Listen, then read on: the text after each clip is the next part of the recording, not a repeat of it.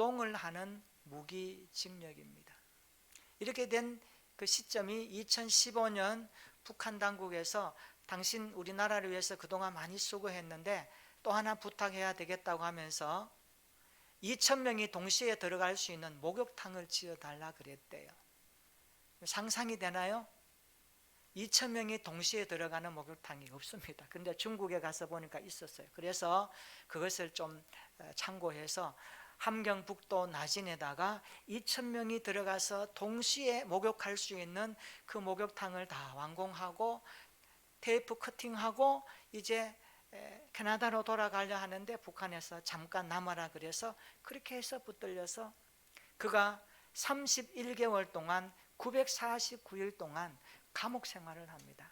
우리나라처럼 그냥 갇혀 있는 게 아니에요. 하루 8시간 꽃갱이로 땅을 파면서 2시간 일하고 30분 쉬면서, 그것도 50명이 2인 1조로 교대로 밤낮 주야로 화장실 가는 것도 감시하면서 그렇게 949일을 지내다가 석방되었습니다.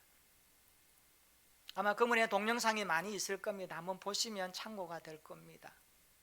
그분에게 물었습니다. 어떻게 그 어려운 시기를 죽지 않고 살아나올 수 있었는가? 이게요, 종신노동, 무기노동 교화형에 처하면은 북한 사람들에게요 한 1년 2년 되면은 다 죽어서 나온대요. 다 죽어서, 말 그대로 죽어서 나오라는 거예요. 여러분 아오지 탄광 이런 데 가면은 평생 거기서 일하다가 죽어서 나오는 거예요. 먹을 거나 제대로 있습니까? 손에 물집이 잡히고 동상이 걸리고 뼈가 으스러지고, 이분이 딱 2달을 견디니까 23kg가 빠지면서 쓰러졌대요. 그래서 심한 복통과 함께 스트레스를 받아가지고 설사가 나서 병원에 갔대요. 가니까 의사가 하는 말이, 당신 조금만 늦었으면 이 동상 걸린 발 잘라내야 되겠다고. 그래서 마침 자르지는 않고 한 달 정도 쉬면서 회복해서 또 들어갔대요. 들어가서 그 노동을 하면서 31개월을 지났는데 어떻게 이렇게 살아나올 수 있습니까? 그게 중요해요. 이렇게 질문할 때 이 임현수 목사님이 이렇게 간증을 합니다. 나는 구치소에서 감옥으로 넘어갈 때에 하늘이 무너지는 것 같았고 내 감정이 무너지는 것 같습니다. 내가 평생을 다해서 성도들과 함께 복음을 위해서, 북한 선교를 위해서 그렇게 꿈을 가지고 그렇게 열심히 뛰어다녔는데 주일 예배 드리고 나면 또 북한 간대요.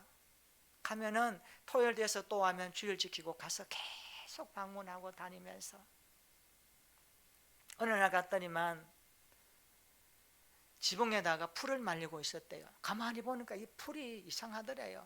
그런데 그 풀을 다 말려가지고 그것을 강냉이 넣어가지고 죽 끓여가지고 강냉이 풀죽으로 먹었대요.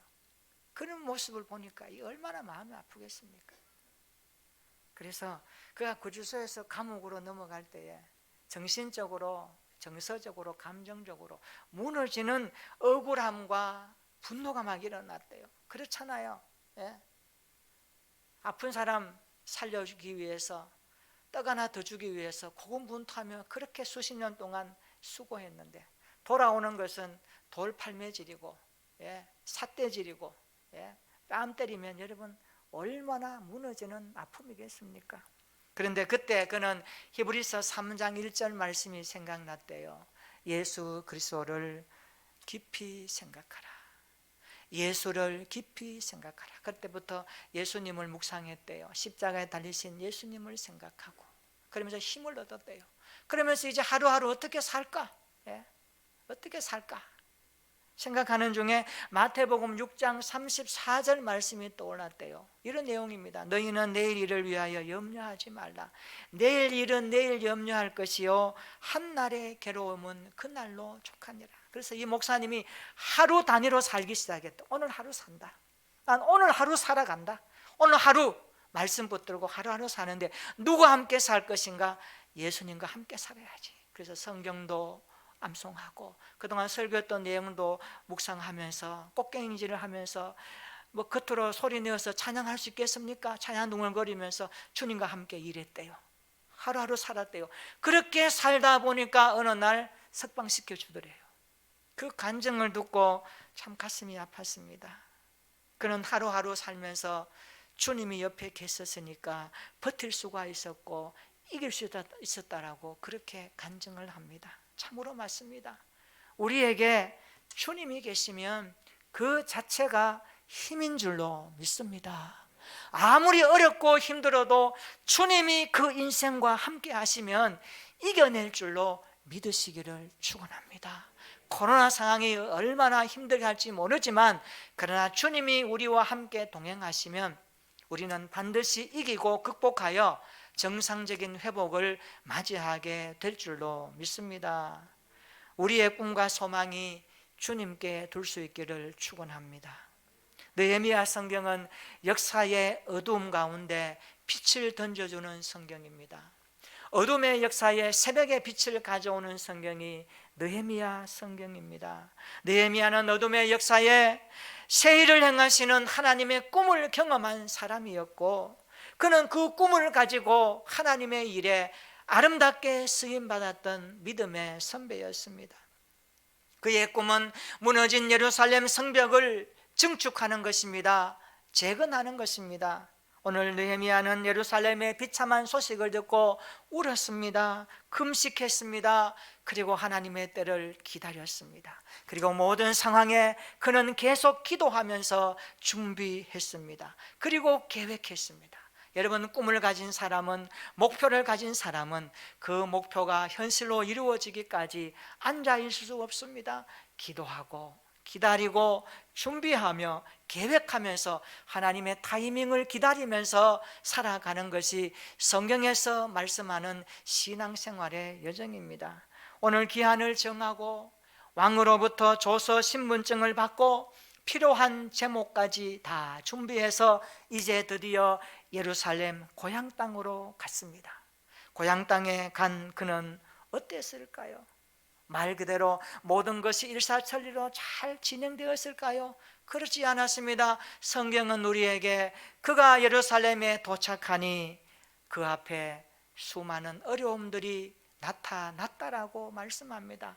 우리 오늘 읽었던 바로 앞절 한번 읽어볼까요? 느헤미야 2장 10절에 그에게 어떤 일이 일어났을까요? 우리 다 같이 한번 2장 10절 읽어봅니다. 시작. 호론 사람 산발락과 종이었던 암몬 사람 도비야가 이스라엘 자손을 흥왕하게 하려는 사람이 왔다 함을 듣고 심히 근심하더라. 아멘. 살다가 보면 우리가 꿈을 가지고 살아갈 때에 두 종류의 반응하는 사람이 있어요. 나의 꿈을 응원해 주는 사람이 있고 나의 꿈을 비난하고 헐뜯으면서 방해하는 사람이 반드시 있어요. 여러분, 신앙생활 할 때에, 여러분 교제할 때도 이런 부분도 일어납니다. 우리가 신앙생활 할 때에 대화하고 영적으로 소통할 때에 정말 내가 하나님 앞에 받았던 꿈을 이루기 위해서 올 한 해 이런 목표를 가지고 살아갈 거야. 그러면은 그래, 참 좋은 꿈이야. 그걸 위해서 내가 격려하고 잘 될 거야. 내가 생각날 때 기도해 줄게 하면서 그렇게 응원해 주는 사람이 있고, 어떤 사람은 에이, 그 이루어질까? 너무 허황되지 않아? 하면서 이런 반응을 하는 사람이 있어요.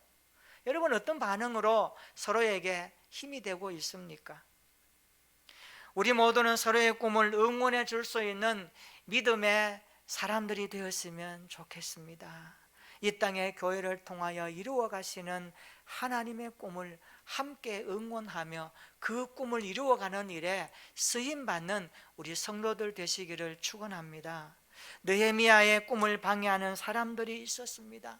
느헤미야가 예루살렘 성을 중건한다는 것을 싫어하는 사람들이 있었습니다. 산발락과 도비야와, 그리고 19절에 나오는 게셈이라는 사람은 느헤미야의 꿈을 사사건건 반대하면서 아주 장애물 역할을 했습니다. 이 산발락은 누구냐 하면 호론 사람입니다. 페르시아 통치 아래에 있던 사마리아 총독입니다. 사마리아의 실세라는 겁니다. 느헤미야의 성벽 재건을 극구 반대했던 사람입니다. 느헤미야가 성벽을 재건하면 자신의 세력이 약화될까 봐 우려했던 사람이 바로 산발락이었습니다. 그래서 성벽 재건을 비웃습니다. 페르시아 왕을 배반하는 행위라고 명분을 내세워서 극구 반대하고 있습니다. 나중에는요, 성벽을 재건하는 일꾼들을 막 죽이려고 하고, 그리고 느헤미야까지 암살하려고 했던 사람이 바로 이 산발랏입니다. 결국 실패했죠.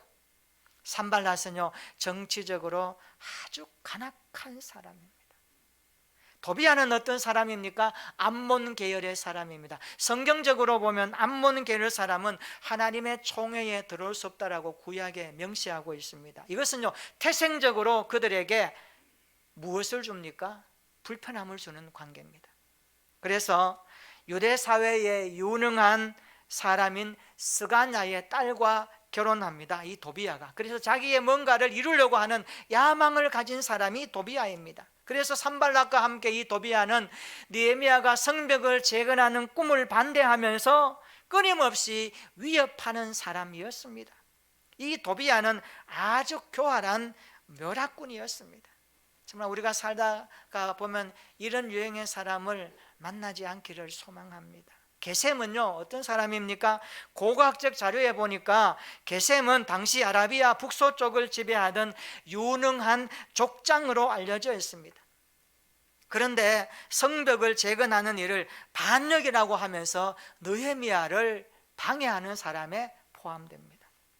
이처럼 느헤미야의 꿈이 장애물을 만났습니다.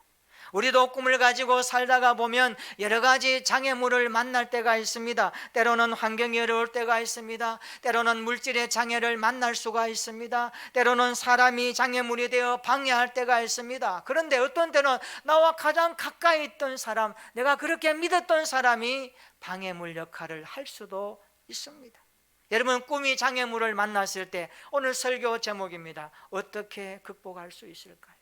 오늘 우리가 가진 꿈, 목표, 주님을 위해서, 교회를 위해서, 내 개인을 위해서, 가정을 위해서, 직장을 위해서, 삶의 자리에서 내가 하나님 앞에서 가진 선한 꿈을 내가 이루어가는 과정 속에 여러 가지 다양한 어려움과 장애물을 만날 때에 어떻게 그것을 극복할 수 있을까요? 세상 사람들은 세상적인 방법으로 한다 하지만 우리는 성경의 말씀을 가지고 답을 가져야 되지 않겠습니까? 특별히 느헤미야 2장의 말씀을 통하여 꿈이 장애물을 만날 때에 그는 어떻게 극복했는지 오늘 그 답을 듣고자 합니다. 꿈이 장애물을 만났을 때에 첫째로 느헤미야는 현장을 답사하기 시작합니다. 현장을 답사하면서 현장을 살피면서 그 꿈을 점검합니다. 그리고 그 꿈을 위해서 세심하게 준비하기 시작합니다. 따라서 합시다. 현장을 답사하라. 여러분, 꿈은 반드시 현장이라고 하는 현실과 만나게 되어 있습니다. 현실과 만나지 않는 꿈은 허황이에요. 허황된 꿈이에요. 허상이에요. 꿈은 허상이 아닙니다. 꿈은 우리가 가지는 목표인데 그 목표가 현실과 맞닥뜨려지게 되었습니다. 그때 사람들이 좌절합니다. 그때 사람들이 걱정합니다. 그때 사람들이 염려하며 불안해하며 꿈의 줄을 놓아버립니다. 그러다 보니까 현실을 극복하지 못해서 꿈을 허상으로 날려보내면서 그냥 하나의 꿈꾸는 것으로 만족하고 끝나버립니다. 그것은 올바른 인생이 아닙니다. 오늘 느헤미야는 꿈이 현실로 이루어지는 그 현장에 왔을 때에 많은 환경적 장애물이 있었습니다. 그때 그는 현장을 답사하기 시작합니다. 예루살렘에 머무른 지 3일 만에 예루살렘 성문을 살피기 시작합니다. 하나님께서 자신에게 준 꿈을 가지고 그 꿈을 품고 그것도 밤에 몇몇 사람을 데리고 그리고 짐승을 타고 아마 학자들은 나귀일 것이다 그렇게 말합니다. 나귀를 타고 성문 이곳저곳을 살펴보기 시작합니다. 여러분 13절 14절 한번 읽어볼까요? 느헤미야 2장 13절 14절입니다. 시작. 그 밤에 골짜기 문으로 나가서 용정으로 분문에 이르는 동안에 보니 예루살렘 성벽이 다 무너졌고 성문은 불탔더라. 앞으로 나아가 샘문과 왕의 못에 이르러서는 탄 짐승이 지나갈 곳이 없는지라. 아멘. 여기 골짜기 문, 용정, 분문, 샘문, 왕의 문, 왕의 못 이렇게 많이 나옵니다. 이 골짜기 문은 우시야 왕이 이곳에 망대를 세웠던 역사적인 곳이고요. 용정은 골짜기 문과 분문 사이에 있는 우물을 말합니다. 그리고 분문은 예루살렘의 오물을 이 문을 통하여서 갖다 버렸습니다. 어디로? 흰놈의 골짜기에 갖다가 버렸어요. 그래서 분문이라고 이름을 붙였습니다. 샘문은요, 왕의 못 근처에 있는 문인데 예루살렘 동남쪽에 있는데, 우리가 좀 더 이해하기 위해서는 요한복음 9장에 보니까 예수님께서 날 때부터 맹인된 사람에게 흙을 이겨서 눈에 바르시면서 말씀하셨죠. 실로암 못에 가서 씻으라. 그 실로암 못으로 알려진 곳이 바로 샘문입니다. 느헤미야가 살펴보니까 예루살렘 성벽 여기저기가 다 무너졌고 회파되었습니다. 눈에 보기에 정말 너무 가슴 아픈 현상이 눈앞에 펼쳐지고 있습니다. 이것을 오늘날로 가져오면 이렇게 표현할 수가 있습니다. 내가 예수님을 믿고 세례받은 교회, 내가 감격하여 봉사하고 기도하며 예배드리며 은혜 받았던 이 교회 예배당이 회파되고 무너지고, 교회의 저 출입구에 대문이 불타고, 그리고 주변에, 그리고 마당이 뿐만 아니라 처참한 담벼락이 무너져 내려버린 그 광경을 바라보았을 때 우리의 심정이 어떻겠느냐, 그런 내용입니다. 사랑하는 성도 여러분, 우리가 주님께서 십자가의 피로 사신 교회를 사랑한다면, 교회가 약할 때, 교회가 힘들 때 우리가 얼마나 힘들다는 것을 영적으로 교감하지 않습니까? 저는 우리 교회 모든 성도들이 주님의 피로 사신 교회를 더욱더 사랑하고 애착을 가지며 주님의 몸된 교회를 가꾸는 일에 전심전력하는 신앙생활 되었으면 좋겠습니다. 생각하는 것이 있을 것입니다. 메시지가 올 것입니다. 바로 오늘 느헤미야는 그런 상황을 눈앞에서 살펴보고 있습니다. 얼마나 심각하게 성벽이 무너졌는지, 더 이상 짐승이 지나갈 수 없을 정도로 되어버렸다는 것을 볼 때에 그의 마음이 무너져 내렸지 않겠습니까? 그래서 느헤미야가 집으로 돌아옵니다. 돌아와서 뭐 했을까요? 예루살렘 성벽의 비참한 모습을 가지고 성벽 재건에 대한 구체적인 기도와 계획을 수립하기 시작합니다. 여러분, 꿈이 장애물을 만날 때 현장을 답사하면서 하나하나 극복해야 됩니다. 현장 속에서 꿈이 재확인되는 것입니다. 두 번째로, 꿈이 장애물을 만날 때 반드시 그 꿈을 소통하면서 극복해야 됩니다. 따라서 합시다. 내가 가진 꿈을 소통하라. 꿈을 소통할 때에 엄청난 효과가 있거든요. 꿈이 장애물을 만났을 때에 소통하는 기능이 필요합니다. 그동안 느헤미야는 이스라엘 백성들에게 자신의 꿈을 이야기하지 않았습니다. 그러다가 이제 예루살렘에 온 목적과 나의 꿈을 말하기 시작합니다. 느헤미야는 이스라엘 백성들을 모아놓고 그것을 선포하기 시작합니다. 우리 17절로 18절 한번 볼까요? 우리 다 같이 한번 17절로 18절 한번 읽어보겠습니다. 시작. 후에 그들에게 이르기를 우리가 당한 공경은 너희도 보고 있는 바라. 예루살렘이 황폐하고 성문이 불탔으니 자, 예루살렘 성을 건축하여 다시 수치를 당하지 말자 하고, 또 그들에게 하나님의 선한 손이 나를 도우신 일과 왕이 내게 이런 말씀을 전하였더니 그들의 말이 일어나 건축하자 하고 모두 힘을 내어 이 선한 일을 하려 하매. 아멘. 느헤미야는 현실의 참담한 빗장을 소통하면서 열어갑니다. 하나님께서 왕을 통하여 자기를 도와주셨다라고 하는 간증까지 하면서 자기의 꿈을, 자기의 온 목적을 이야기하기 시작합니다. 그래서 17절은요 느헤미야가 꿈을 소통하는 내용이고, 18절은 꿈을 공감하는 그들의 반응입니다. 자, 예루살렘 성을 건축하자, 다시는 수치를 당하지 말자, 이것이 꿈을 소통하는 내용입니다. 우리가 얼마나 수치를 당했는가, 이제 이것을 우리가 다시 극복하여 수치를 당하지 말자. 오늘날로 말하면 예수 믿는 사람으로서의 거룩한 자존심을 다시 회복하자. 우리가 어떤 사람인데, 하나님의 백성인데, 하나님의 자녀인데, 그 아들 예수님의 핏값으로 구원받은 구원의 백성인데 우리가 이렇게 살아야 되겠는가? 우리가 이렇게 사람들에게 업신여김을 당하고 수참을 당할 수가 있겠는가? 다시 회복하자. 이것을 그들에게 꿈으로 소통하며 이야기합니다. 그때 18절에 보니까 그들의 말이 일어나 건축하자, 일어나 건축하자고 모두 힘을 다하여 이 선한 일을 하려 하매 마음이 움직인 거예요. 지금 느헤미야는 국민의 합의를 이끌어냈습니다. 그 공동체 합의를 이끌어내었습니다. 그들의 반응이 어떻습니까? 꿈을 공감하고 있습니다. 사람들이요, 나의 꿈을 소통할 때에 공감하는 능력이 크면 클수록 그 꿈은 이루어질 가능성이 높다 그래요. 이것을 수학적으로 말하면 공통분모입니다. 공통분모가 많아야 됩니다.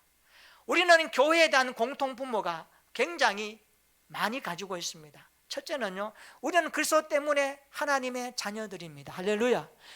우리는 예수님의 핏값으로 사신받은 교회의 몸을 이루는 지체입니다. 할렐루야. 우리 모두는 얼굴이 다르고 생각이 다르고 사고방식이 달라도 예수 그리스도의 십자가 은혜 때문에 한 교회를 이루는 믿음의 공동체인 줄로 믿습니다. 공통분모입니다. 우리에게 공통분모는 주님이시고 성령님이시고 하나님 아니십니까? 이것만 가져도 교회의 일은 강력하게 하나님의 영광을 위해서 나타나야 될 줄로 믿습니다. 그래서 교회는 한 몸 공동체입니다. 꿈을 가진 사람들은 소통해야 됩니다. 그리고 공감하는 반응으로 함께 나가야 됩니다. 오늘 느헤미야가 그것을 우리에게 보여주고 있습니다. 무너진 예루살렘 성을 건축하는 꿈을 이루어 다시는 수치를 당하지 말자 하고 할 때에 백성들은 꿈을 이룬 일에 함께 동참하기 시작합니다. 저는 우리 교회 모든 성도들이 앞으로 우리 교회에 주신 하나님의 꿈을 말하고 이야기할 때에, 그 꿈을 선포하고 소통할 때에 그 꿈을 이루는 일에 함께 동참하고 반응하고 공감하면서 주님의 일에 함께 전심전력하여 수고하는 우리 공동체가 되었으면 좋겠습니다. 뒷짐지지 말고 함께 관심을 가지고 기도하며 함께 눈물 흘리고 나아가며 서로 손을 잡고 주님의 몸된 거룩함을 세워가는 일에 우리 공동체가 쓰임받기를 예수님의 이름으로 축원합니다. 저는 그동안 목회를 하면서 어떤 것을 생각해봐도, 무엇을 생각해봐도 현실적으로 모든 일에 하나님이 은혜를 베풀어 주셨다라는 답밖에 말할 수밖에 없습니다. 저는 분명히 말할 수가 있습니다. 하나님의 은혜의 보자기 안에는 우리 교회를 향한 하나님의 놀라운 사랑이 들어있었다라고 말할 수 있습니다. 하나님의 은혜의 보자기 안에는 저와 여러분들의 생각 하나까지, 삶의 패턴 모든 것 하나하나까지 교회에 들어와서 발을 짚고 예배드리며 서로 교제하고 떡을 떼며 기도하며 고민하며 주님의 나라를 위해서 전심전력하는 저와 여러분들의 삶의 땀 흘림의 수고 전부가 은혜의 보자기 안에 들어가서 하나님이 그것을 사용하셔서 지금 여기까지 오게 하시면서 양적으로 질적으로 하나님 앞에 부흥케 된 것인 줄로 저는 말할 수가 있습니다. 답은 하나입니다. 하나님의 은혜였다고 말할 수밖에 없습니다. 그렇습니다. 우리 교회는 하나님의 선한 손이 함께하는 교회입니다. 우리 교회가 지금까지만큼 성장하게 된 것은 하나님의 선한 손이 함께하게 된 줄로 믿으시기를 축원합니다. 더욱더 우리가 힘을 내어서 하나님께서 이루시는 앞으로의 선한 일에도 함께 동참하며 함께 힘을 모을 수 있는 우리의 신앙이 되었으면 좋겠습니다. 어떤 장애물 앞에서도 결코 흔들리지 말고 주님이 주시는 꿈을 소통하면서 극복해내는 우리의 믿음이 되시기를 축원합니다. 세 번째로, 꿈이 장애물을 만났을 때 어떻게 극복할 수 있을까요? 오늘 느헤미야는 그 장애물 앞에서 하나님의 능력을 붙들기 시작합니다. 꿈이 장애물을 만났을 때 하나님의 능력으로 극복해야 됩니다. 산발락과 도비아와 게셈이 느헤미야의 꿈을 적극적으로 반대합니다. 업신여기고 비웃으면서 너희가 왕을 배반하고자 하느냐 하면서 방해할 때에 느헤미야는 이렇게 대답합니다. 20절 한번 읽어볼까요? 느헤미야의 대답입니다. 다 같이 10절 시작. 내가 그들에게 대답하여 이르되 하늘의 하나님이 우리를 형통하게 하시리니 그의 종들인 우리가 일어나 건축하려니와 오직 너희에게는 예루살렘에서 아무 기업도 없고 권리도 없고 기억되는 바도 없다 하였느니라.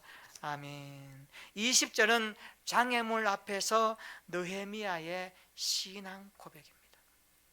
굉장히 중요합니다. 하나님은요, 우리에게 꿈을 주시고 그 꿈을 가지고 목표를 향하여서 기도하고 준비하고 계획을 짜고 달려갈 때에 덜컹 어느 날 장애물이 나타나게 할 수 있습니다. 자기 자신의 믿음이 장애물일 수 있고, 상황이 장애물일 수 있고, 환경과 여건이 장애물이 될 수가 있고, 사람의 관계 속에서 장애물로 올 때가 있습니다. 그런데 그때 꿈을 가진 사람의 반응이 중요합니다. 느헤미야는 장애물을 만나는 상황 속에서 그는 이렇게 반응합니다. 우리 하나님이 우리에게 형통하게 하실 것이다. 하늘의 하나님이 우리를 형통하게 하시리라. 할렐루야. 여러분, 그 어떤 상황 가운데서도 꿈을 가지고 믿음으로 살아갈 때에 이런 고백과 반응으로 거기에 접근할 수 있기를 축원합니다. 느헤미야는 인간적이거나 정치적인 힘이 아니라 성벽 중건 사역이 하나님의 능력에 의해서 성공할 것이라고 선포합니다. 성벽 재건은 하나님에 의해서 하나님의 일로 주어진 것임을 선포하기 시작합니다. 그래서 하늘의 하나님이 우리를 형통하게 하리라라고 담대하게 외치기 시작합니다. 따라서 합시다. 하늘의 하나님이 우리를 형통하게 하시리라. 할렐루야. 하늘의 하나님, 우주를 만드신 하나님이 교회를 세우시고 교회의 믿음의 지체로 우리를 부르신 하나님이 오늘 또 당신의 교회를 영광스럽게 세워가는 일에 형통하게 하시고 잘되게 하실 줄로 믿습니다. 이것이 기독교 신앙의 교회관입니다. 그래서 교회는 실패하지 않습니다. 교회는 없어지지 않습니다. 교회라는 이름은 장차 천국의 이름으로 연관되어져서 영원한 천국으로 연결되는 통로입니다. 그래서 교회는 이 땅의 성도들에게 영적인 보금자리입니다. 신앙의 활력소입니다. 삶의 의미를 던져주는 가치가 교회 생활 가운데서 시작됩니다.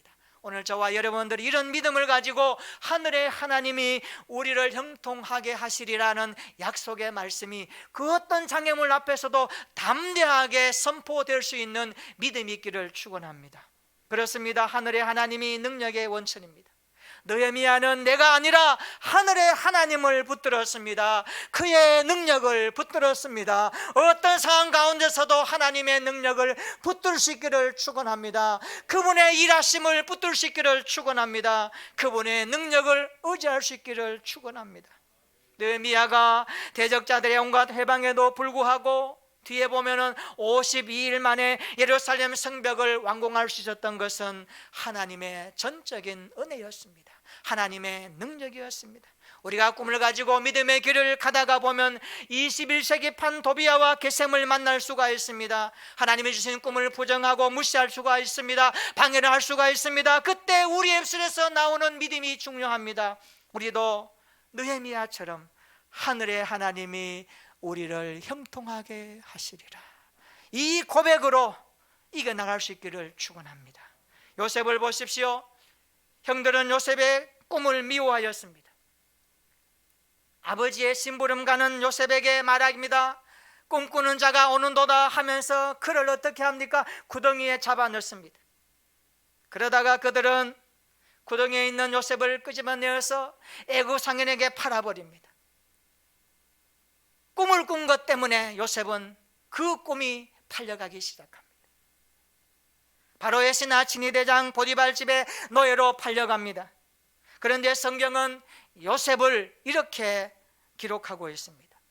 애굽 상인에게 은 20에 팔려갔던 요셉이 창세기 39장 2절로 3절에 보니까 요셉을 향하여서 성경은 이런 표현으로 우리에게 주목해 하고 있습니다. 우리 한번 읽어볼까요? 창세기 39장 2절로 3절입니다. 굉장히 중요합니다. 요셉의 꿈을 풀어나갈 수 있는 중요한 단초입니다. 우리 창세기 39장 2절로 3절 말씀 같이 한번 읽어봅니다. 시작. 여호와께서 요셉과 함께 하심으로 그가 형통한 자가 되어 그의 주인 애굽 사람의 집에 있으니 그의 주인이 여호와께서 그와 함께 하심을 보며 또 여호와께서 그의 범사에 형통하게 하심을 보았더라.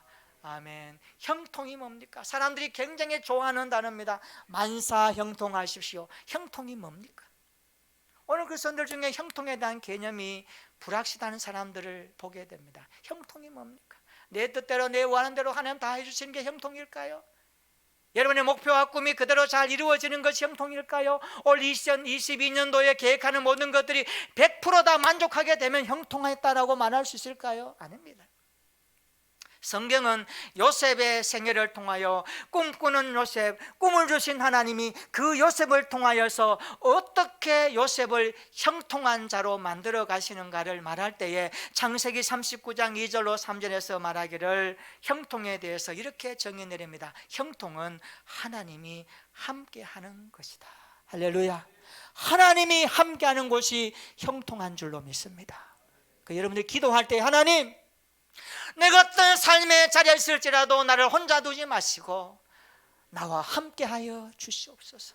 내가 주님의 말씀과 함께하는 삶이 되게 하여 주시옵소서. 이 땅과 삶의 고난 앞에서도 믿음 뺏기지 말고 주의 말씀과 함께하는 삶이 되게 하여 주시옵소서. 그것이 형통인 줄로 믿으시기를 축원합니다. 요셉이 가는 곳에 하나님이 따라다니셨습니다. 하나님이 동행하셨습니다. 우리 인생이 하나님이 함께할 때에 형통할 줄로 믿습니다. 저는 우리 교회 모든 성도들의 삶에 하나님이 함께하는 삶이 되기를 축원합니다. 어떤 순간에도 어떤 상황에도 하나님이 함께하시는 사람이 되기를 주의 이름으로 축원합니다. 요셉은 분명 하나님의 사람이었습니다. 하나님은 당신의 사람들에게 꿈을 주시고 그 꿈을 이루어가게 하십니다. 요셉의 생애를 보면 하나님께서는 꿈꾸는 요셉이 가는 곳마다 함께 하셨습니다. 이것이 형통입니다. 일하는 현장에도 함께 하셨고, 죄를 짓자고 유혹하는 자리에도 함께 하셨고, 감옥 가운데도 함께 하셨습니다. 억울한 곳에도 함께 하셨습니다. 꿈꾸는 자는 이렇게 억울할 수 있습니다. 시련당할 수 있습니다. 그러나 주님이 함께 하심으로 그것이 바꾸어지는 것입니다. 하늘의 하나님이 요셉과 함께 하셨습니다. 그리고 애굽 역사의 국무총리로 일하면서 하나님의 영광을 찬란하게 꽃피어 드러내었던 위대한 꿈꾸는 자의 모델로 우리에게 소개되고 있습니다. 그렇습니다. 우리가 꿈을 가지고 살다 보면 수많은 장애물을 만날 수가 있습니다. 그렇다고 꿈을 가진 사람은 좌절하지 않습니다.